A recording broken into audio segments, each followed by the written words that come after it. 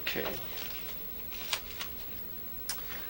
How did this all begin? I mean, tell me the first time you watched Star Wars.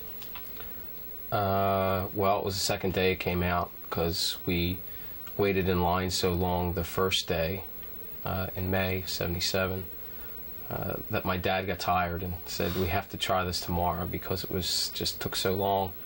So we went the next day and we got our tickets early and we still waited in line, but just that's where it started. Just the first time I saw the movie, we had to go out and get the toys, but really there weren't any toys yet.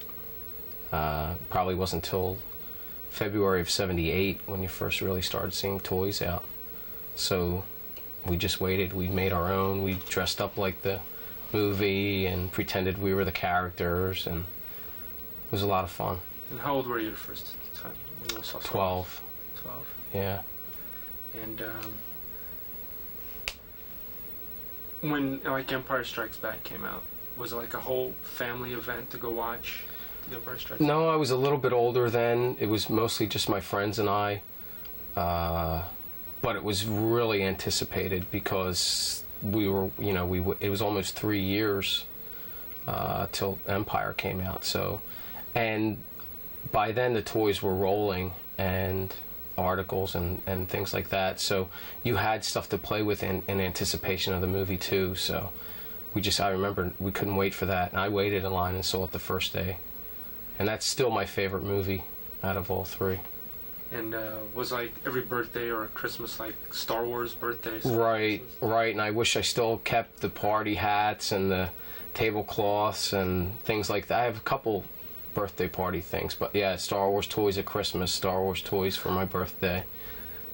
And a lot of us, like for me, for example, when I watched Star Wars and stuff, I had the toys, but you never thought that it would grow to what it is today. I mean, what do you think about that? Years, the movie's been out.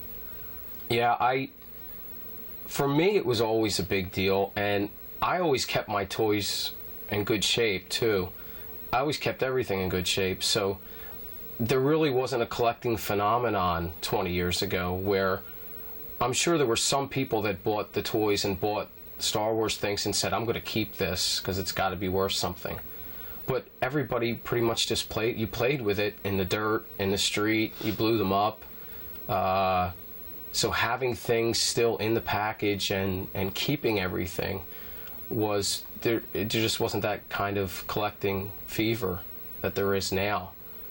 Did you ever think that it would get to this? No, I actually didn't. Probably what spurred it into a large collection was I had a regular size collection of toys that I had kept since the movie came out. And I saw an article in the paper for someone wanting to buy them. And they came out, they gave me an estimate on the toys, and he was very eager to buy them. At that point, I thought, I hadn't dug them out in so many years. I think I'm going to keep these, and it just started the ball rolling. That's about 10 years ago. Wow. Into what it is now. And which one is your... Well, tell me the value of your, what you think your collection's worth. It's insured for $50,000. I have a rider insurance policy strictly on the collection. I would say probably between $50,000 and $60,000, especially with the new movies coming out now. It's just, it grows. Every month there's toy collector guides that come out that I get in the mail, and it just keeps increasing because collectors now are buying up everything that's left in the market.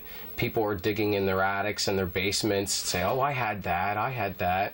So things are coming out now, but it's tough to find things in the package still. It's pretty much played with at this point, so value-wise, it's pretty high. Have you seen a collection like this anywhere else? Not this big. There's a guy in LA who is the guru of collecting, who I'm sure probably has a much larger collection, but nothing on the East Coast of this size. Wow. No. And what are your friends thinking when they come in and see this whole tribute to Star Wars? Their mouth just opens up. They're in shock. It's a museum.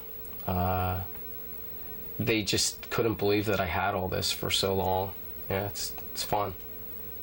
Huh. And do you have a favorite scene?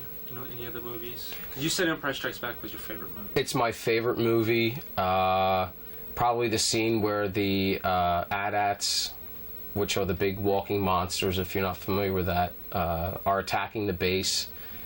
I would say that scene, and then probably from Return of the Jedi, where the Emperor, you finally first see the Emperor comes down through the shuttle, which is just a great ship. And they made an even better toy. And so I kind of tried to recreate a couple of those scenes with the toys, just to do something fun with it, make it interesting. And which one's your favorite character? Boba Fett, probably. He's a lot of Star Wars fanatics' favorite character. I just like the outfit, basically, and the things that he could do with his costume. I think he had the most interesting costume. He had a lot of weapons and things like that, and he was a bad guy. He wasn't in the movies that much. No, he really wasn't. They inserted him in Star Wars in the new edition, which was a surprise to every Star Wars fan, because there was a rumor that it was going to happen, but it was never in print. So it was pretty shocking to see him in that. But he was never really developed as far as like where was he from, or who is he, or is he human. But he's my favorite character without a doubt. And which one is your most prized possession that you have? I would say the original movie poster from the first movie. It's an advanced sheet, so it's something that came out. I think they started putting them out in February in the theaters. It's from the theater that I grew up in as a kid, that I saw the movie at. So that probably would be the most prized possession of the collection, is that movie poster. Now, are you looking forward to the next movies, the next films? Yeah, I am. I'm real happy with what they did with the new edition, and I like watching the old movies. But sure, of course, and if you're a Star Wars fan, you have to want to see what's coming out next. Now, tell me a little bit. You said that you go to these different conventions, I guess, these Star Wars conventions, and you met all the characters. I've met... Can you go through that? Everyone. I haven't met Harrison Ford, because doesn't really associate himself too much with Star Wars. He's tried to stray away from that. And George Lucas I haven't met yet, but I go to Star Wars conventions where they'll have the people that play Behind the Masks, Men Behind the Masks tour. So it's Wicket, Warwick Davis is the guy that played Wicket, and Darth Vader, David Prowse, and Boba Fett is Jeremy Bulloch. He'll come to shows, and they do autographs, and they'll talk to you, and a lot of times they remember you, which to me is amazing, because they must meet thousands of people, but maybe you just strike them. I've seen them a few times, so they remember me, and they autograph. They'll do interesting autographs for you on pictures and things like that. So yeah, it's a lot of fun. And you meet other collectors, you meet other fans of Star Wars. So it's like a whole Star Wars family type deal. Right. I have a big scrapbook of pictures of the collection that I took, and I bring it around, and everybody compares notes and sees things that you don't have, or it's a lot of fun. Is there something that you had when you were a kid but you don't have anymore, that you still wish you had? No, actually, everything I had as a child, I still have, and just have built upon that. So there are still things I'd like to get and still looking for. I don't know if I'll ever feel that it's complete, but it's pretty close. There's a lot of stuff here.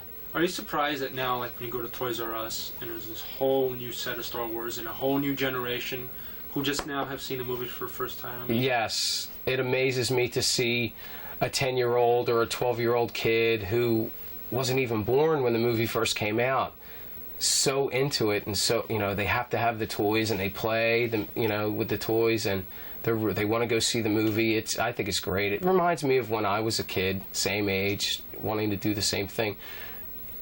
I can't believe that it still carries on like it has. Why do you think it does? What is the lure of Star Wars? I think it's a good story. It's good versus evil, but it's not extremely violent. There's no foul language. There are toys that you can play with that are related to it. You can be the people in the movie. A lot of movies out nowadays, especially for kids, are probably, I don't know, it might just be hard to follow them, or they're too violent, or, you know, they're good movies that give a good message without really hurting anybody. You know what I mean? It's just a good feeling when you come out of the theater. That's what I like most about it, I think. What does Star Wars mean to you?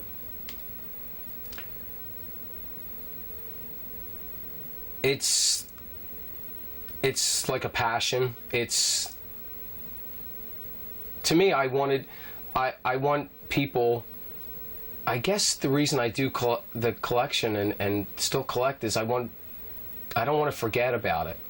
I don't want it to, even though the movie's not in the theater, I still want it to be around and people to be reminded about it. So it's just, for me, it was as a kid, it was a lot of good memories, and I don't want them to fade. So I keep this going.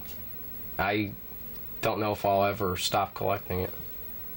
And is there anything you dislike about Star Wars? Maybe a scene or something that you felt like should have been done different, or unexpected surprises, like when you were watching the movies?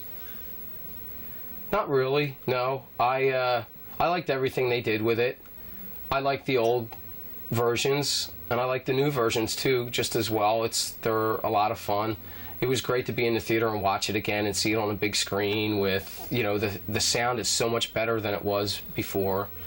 The effects are so much better. I like it a lot. There are Star Wars enthusiasts that will say, oh, they've ruined it, and I like it the old way, and I, you know, have some fun with it.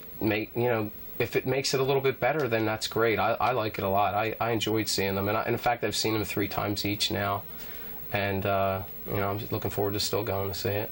And last question: how many times have you seen the movies? Oh God, does it count watching it on a VCR? VCR at the movie theater. I guess all 3 movies. Over 20 years, probably 800 times maybe, because I watch it. 800 or 100? 800 times at least. All the movies, I watch them once or twice a week on the VCR. Oh, it's a lot. Wow. I wish I had $1 for every hour, you know, but I've watched it. I'd be a wealthy man. That was great. That was great. Okay. If you can try not to look at me directly, I guess. All right. Just kinda, so like look at the whatever and like kind of narrate it. Exactly. Hold on, let me fix the light a little bit. Okay. This is a scene. It's my favorite scene from Return of the Jedi. It's all the action figures and the original shuttle ship, and I've recreated it into the movie scene where you first see the Emperor.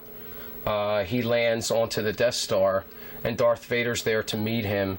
And it's the first time you actually see the Empire at all in any of the in the trilogy, and that was I think the best scene in that movie. So I had to recreate it and went out and bought every stormtrooper I could find and set up the rows. And it's still not finished, but for now it looks pretty good. I have to do a little bit more work to it, but that's my favorite scene from the movie. Mike, give me your full name and just if you can do it on yours. Okay, go ahead. I just need the audio. My name is Michael Heisey, and I've been collecting Star Wars toys for about 20 years now. Show me that thing you got from the Return of the Jedi, the new release thing at the theater. I had to rent a bigger moving van to get this stuff down here, because I wasn't going to get rid of it. So you sold your furniture before you sold the collection? Oh yeah, I sold the couch, love seat, sofa tables, dining room table. But I brought just my clothes and barely anything else. Here it is. But you wouldn't sell your... No, I couldn't sell this stuff. Not for just moving. So if you were in a bind... What I probably would like to do with this, I promised that if something ever happened to me, I left it to my nephew so that he could sell it and go to college, because I'm sure he could. Because he's a kid. He's only 3 years old, so 10 years from now, he could probably sell it. Oh, let me get rid of this box kit. That's what I'd probably like to do with it. Because I got enough pleasure out of it. I don't need to get any financial gain. I'll let him go to college on it or something. Okay, talk to me about that figure right there. Well, this is the first opening night of Return of the Jedi, the new edition. They gave this figure out to the first 50 people, the first evening show for everybody that bought a ticket. And I went to the theater and bought 15 tickets just to get this figure until they caught on to me and said, you better, let other people buy it. So I just wanted to have a few of this figure. It's very limited. It's not going to be sold in a store. It's only going to be given out at the theater, so I had to have that. It's pretty rare. And it's dated, too. It's got a date on it. Okay. I'll come into the light a little bit. There you go. Like that? Yeah. In 1984 and 1985, the interest in the toys was kind of dying out. So they sent out a limited edition of the figures with the collectible coin. This figure, Anakin Skywalker, is very, very hard to find. They had a very limited production, probably worth about $1,200 today. Originally sold for $1.99. So it's a must for any collector to have, to complete your collection, to have this figure. Very hard to come by. Okay. She did one shipment and that was it. Okay, if you can go ahead and go through the list again. These are probably the last toys that you saw in 1985. It's the droid series from it. Wow, sorry about that. It's okay. You're just gonna... This is probably one of the most limited toys that are out because of the issue run was real small. It's from the droid series, the TV series in 1985. It was the first time you saw the A-wing in a toy, but very limited because the interest in the toys was dying out, like I said. And what's the worth on that? Probably about $1,500. Tatooine Skiff goes for about $1,200. It's Power of the Force. Anything Power of the Force is very limited. By 1985, they were pulling them from the shelves and sending them back to Kenner because people just weren't buying things then. So anything from these series becomes very valuable, very limited. Okay, it's the package that you bought that was a promise. When you mailed this in, you got 4 figures before they hit the stores. It's probably worth about $400 to $500.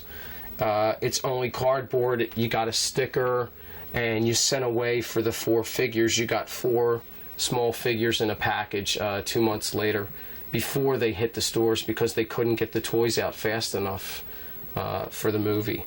So this is real limited.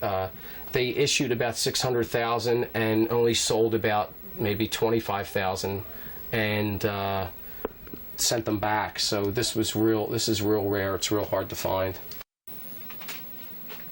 Huh. At first he was a mail away. So you could send away for him in a mail away form, like in a box. Right. And then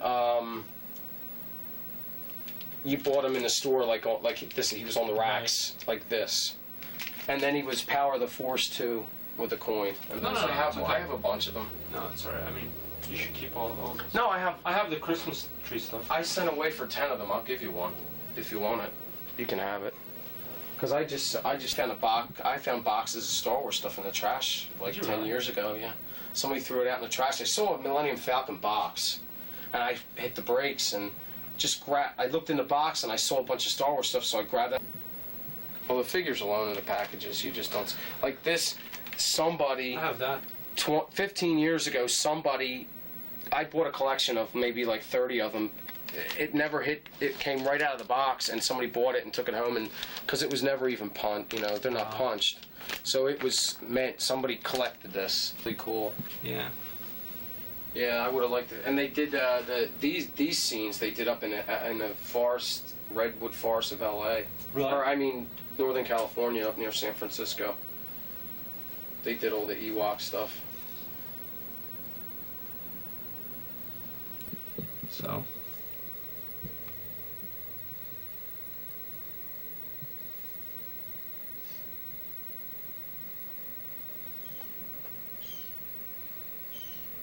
My next quest is get all the Halloween costumes, because that's...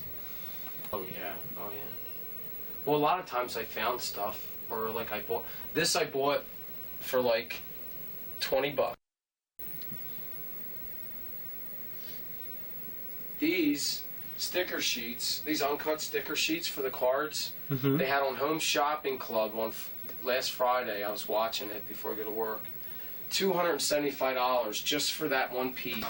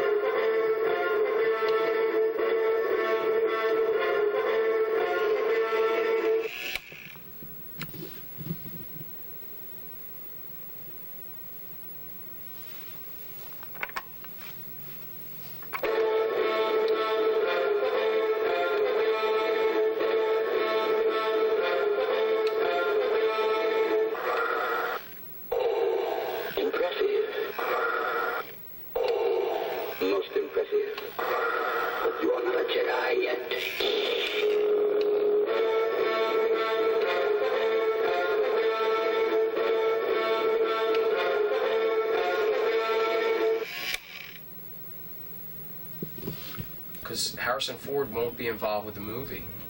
He just doesn't want anything to do with it. He said that he was, that was when he was a bad actor. It was his first acting job. And so Star Wars fans kind of are upset with him because he doesn't, get involved with it at all. He won't do it for any amount of money. He won't go to any shows. But Mark Hamill's he gets $75,000 to do a convention. Really? Yeah. To appear at a convention, Mark Hamill, $75,000. I don't have his autograph, but hopefully he's supposed to be at the convention I'm going to in May, up in New York. And they said they're getting him. Pepsi's going to sponsor him to be there and pay it because they can't afford to have him themselves, and they sign autographs and stuff. They get $10 a piece. Everything you sign is $10. So you have to pay $10? Yeah.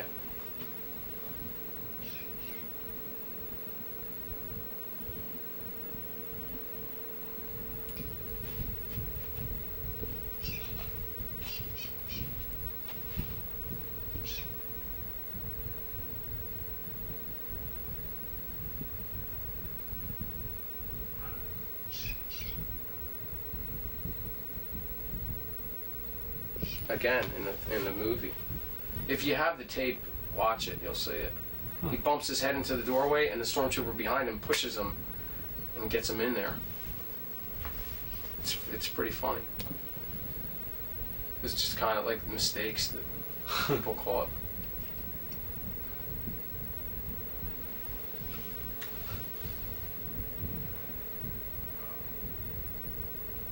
Shooting Boba Fett.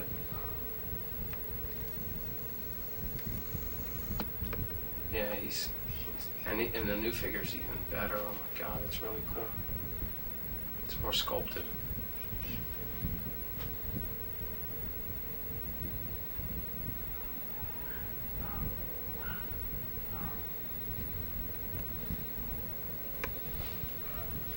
Penny and Sears put out like exclusives back then, they called them. I didn't know that. I used to have that thing too, the ice thing. Yeah. Blows up. Push buttons and it falls apart.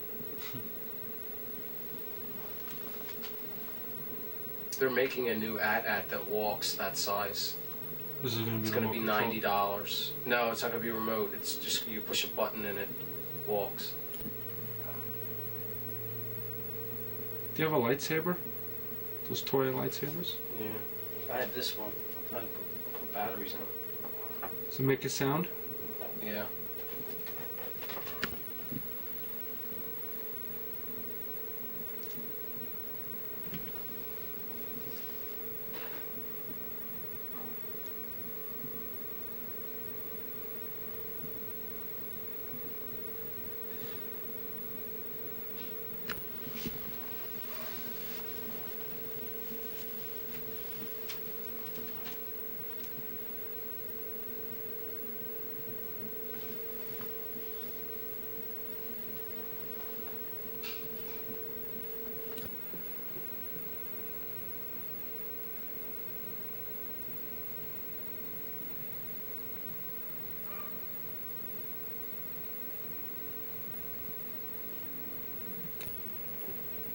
think I have C batteries.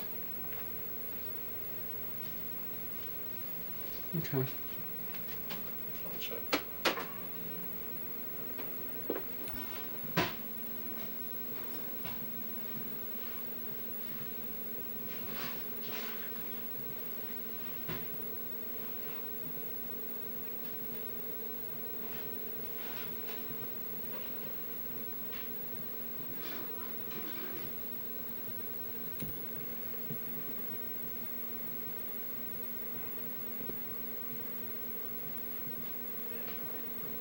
This does make noise, but I don't have any batteries for it. Okay. Tons of D batteries. I just don't have any C. Wait a minute. I know where I have them. It's in that Millennium Falcon. Because that makes noise. It's the first time I've seen it used.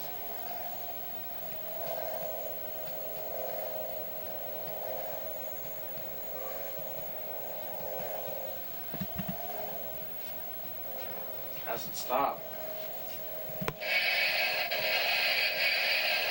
And turn it off. Go back. Come back. Turn it off. Okay, hold on. Okay.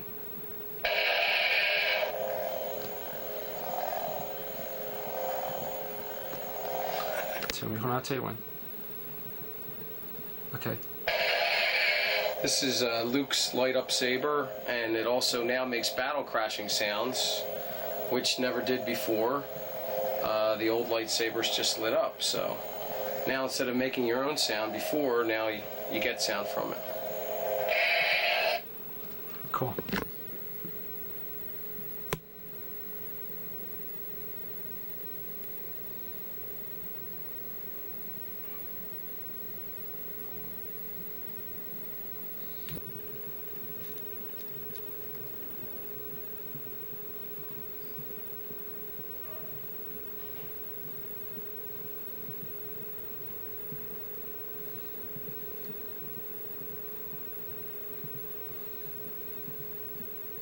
The most asked for toy in a toy store now. Anywhere. Definitely beats it by far. But Star Trek is 10 years older. It's 30. They just had a 30-year anniversary. Right.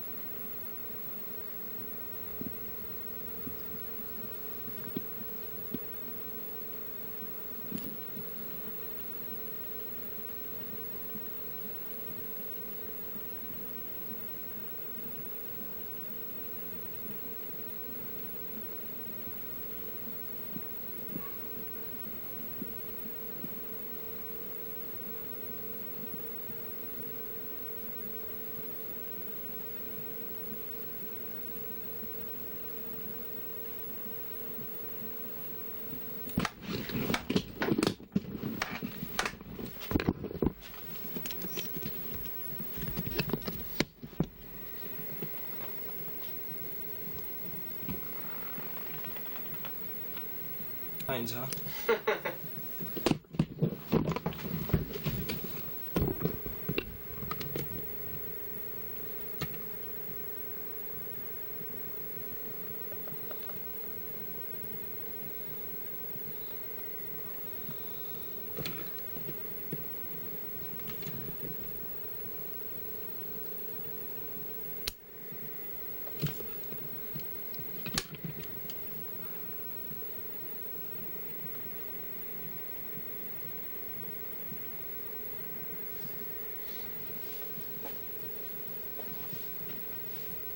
Still.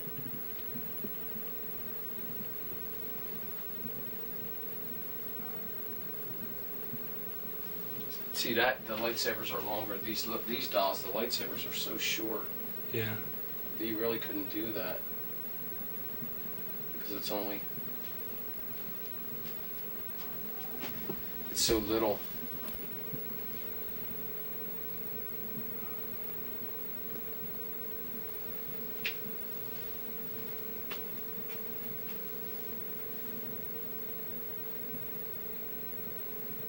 Bespin doll's pretty cool. I like that Luke Bespin doll. Yeah. This is good too. They even gave you his little thing he talks on, the little camcorder thing on his wrist. Oh really? Yeah, because he has that in the movie. That was neat. That they're really detailed. If you look at the light, I haven't seen it in the I stores. got about 6 of them still. I got a garage full of stuff. This is nothing. I got all the new stuff in a garage full of it. Do you really? Yeah, yeah. Here? Yeah. All in boxes. 40 minutes of tape.